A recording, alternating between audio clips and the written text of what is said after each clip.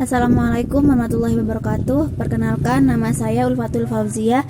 Di sini saya akan menjelaskan tentang materi obat sistem saraf pusat. Untuk mempersingkat waktu, saya akan menjelaskan materi kali ini.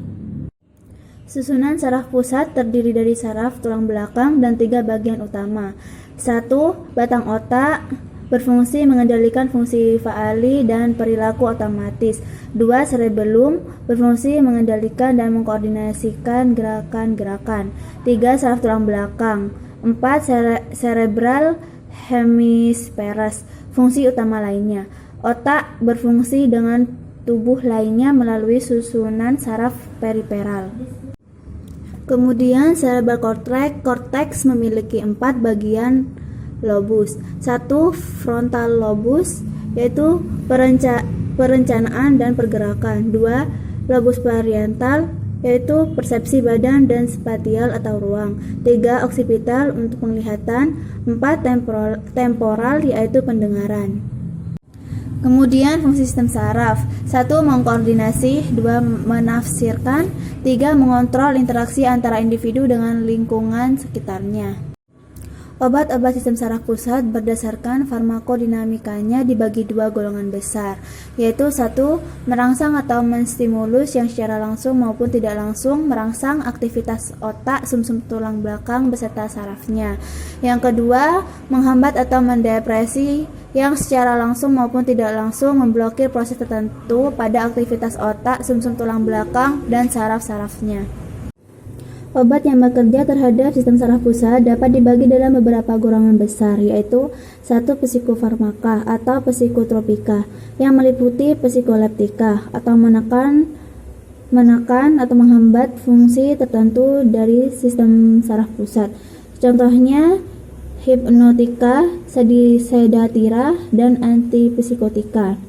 Kemudian psikoanaleptika atau menstimulasi seluruh sistem saraf pusat, yakni antidepresia dan psikostimulansia. 2. Untuk gangguan neurologis, yaitu antiepileptika, multiple sclerosis, dan penyakit Parkinson. 3. Jenis yang memblokir perasaan sakit, yaitu analgetika, anestetika umum dan lokal. 4. Jenis obat vertigo dan obat migrain. Kemudian golongan obat sistem saraf pusat dibagi menjadi 4, yaitu A. Analgetik, sedatif, dan non-sedatif. B. Hipnotik, sedatif. C. Anestesi umum dan lokal. D. Psikotropika.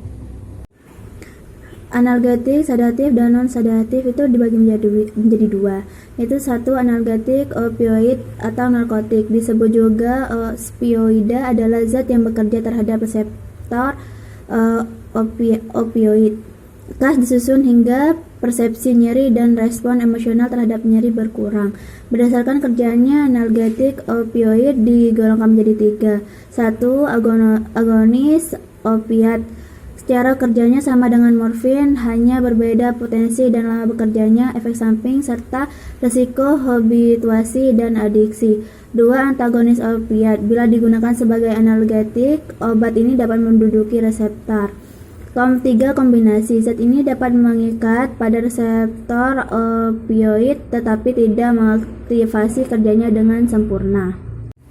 Kemudian yang kedua, analgetik perifer atau non-narkotik. 1. Parastamol, 2. salisilat, 3. penghambatan prostaglandin, 4. derivat-derivat pirazolinan, 5. derivat-derivat antranilat, dan lainnya.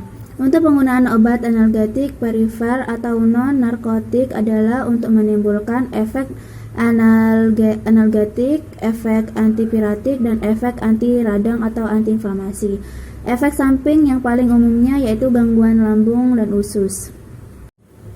Kemudian yang B, hipnotika sedatif, yaitu hipnotik dan sedatif adalah golongan obat pendepresi susunan saraf pusat. Efek ringannya yaitu menyebabkan tenang, mengantuk, dan menidurkan. Efek beratnya yaitu kehilangan kesadaran, keadaan anestesi, koma, dan mati. Klasifikasi obat hipnotik sedatif.